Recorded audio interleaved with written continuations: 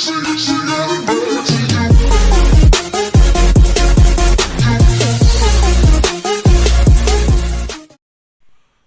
nama saya Agus di Budung Rahwayat Maja, kelas H, NIM 240 10 10 730. Di sini saya akan menjawab pertanyaan dari UTS Manajemen Bisnis. Jawaban dari soal pertama. Unsur-unsur perusahaan meliputi modal sebagai sumber daya ekonomi yang diperlukan untuk menjalankan operasional, tenaga kerja yang berperan dalam melaksanakan berbagai aktivitas bisnis, manajemen yang bertanggung jawab mengelola dan mengarahkan jalannya perusahaan, serta barang dan jasa sebagai produk akhir yang ditawarkan kepada pelanggan. Selain itu, perusahaan juga memiliki tujuan utama untuk memperoleh keuntungan dan menjaga keberlangsungan usahanya melalui pengelolaan yang efektif dan efisien.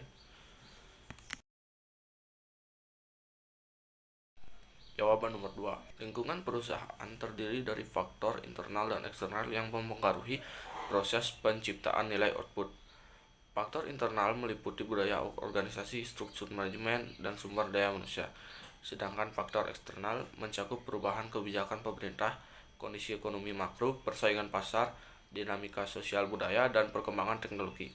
Semua faktor ini dapat memberikan pengaruh positif atau negatif terhadap produktivitas dan daya saing perusahaan, sehingga perusahaan perlu secara adaptif mengelola dampaknya.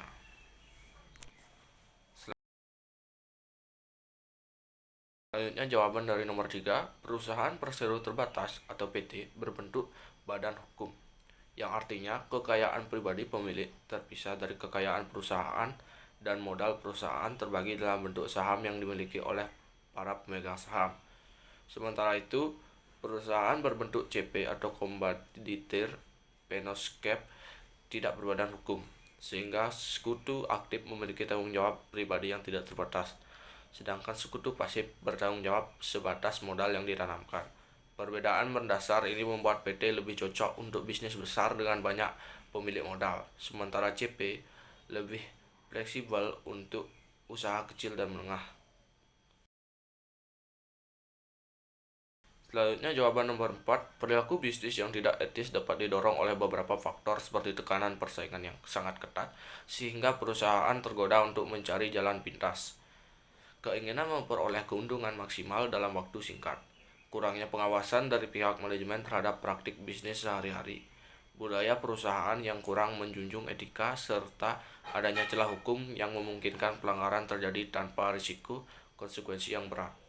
Oleh karena itu, perusahaan perlu menerapkan kode etik dan pengawasan internal yang ketat.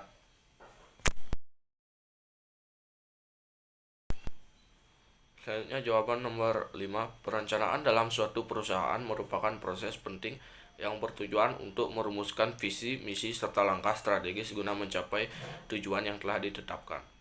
Perencanaan melibatkan identifikasi peluang dan tantangan, pengelolaan risiko, alokasi sumber daya secara tepat, dan pengukuran kinerja secara berkala. Tanpa perencanaan yang matang, perusahaan berisiko menghadapi ketidakpastian yang dapat menghambat perkembangan dan keberlanjutannya. Selanjutnya nomor 6. Corporate Social Responsibility atau CSR merupakan wujud komitmen perusahaan dalam menjalankan operasional yang bertanggung jawab terhadap masyarakat dan lingkungan. Meskipun pelaksanaan CSR tidak diwajibkan bagi semua jenis perusahaan, namun perusahaan besar umumnya diharapkan melaksanakan program CSR sebagai bentuk kontribusi sosial dan peningkatan citra perusahaan.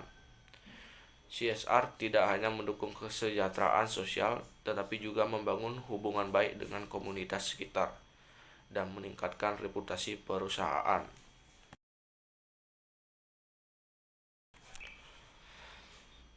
Jawaban nomor 7. Salah satu contoh program CSR yang dilakukan oleh perusahaan multinasional adalah program pemberdayaan masyarakat lokal oleh Unilever.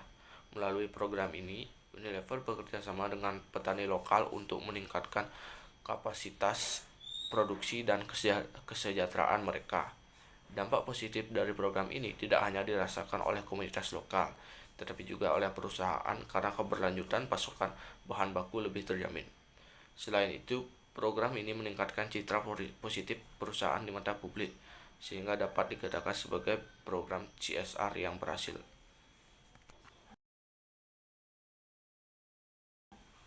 Selanjutnya nomor 8, Good Corporate Governance atau GCG adalah kerangka tata kelola perusahaan yang mengedepankan prinsip transparansi, akuntabilitas, tanggung jawab, dan independensi.